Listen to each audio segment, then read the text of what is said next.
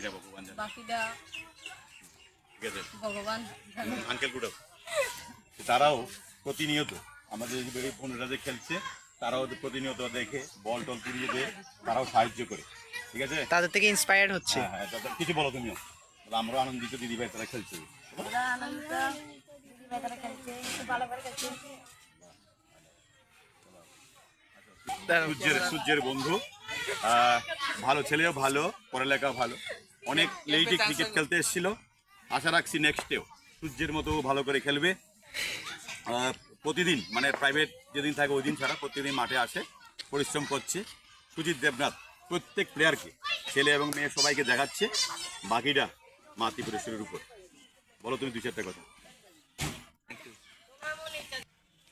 নমস্কার। আমরা মাঠের অবস্থা তো বেশি একটা ভালো নয়, কারণ বর্ষাকালে মাঠটা এমনই থাকে। তবুও আমরা এখানে উদয়পুরের যে উদীয়মান ক্রিকেটাররা, বিশেষ করে কিছু সিনিয়র ক্রিকেটারও আছে, শিল্পী, অন্তরা, রিয়া, অ্যাঞ্জেল, অমরপুর থেকে আগত তমন্না দাস, তারা প্রতিনিয়ত বৃষ্টি থাকলেও আমরা মাঠে এসেছি।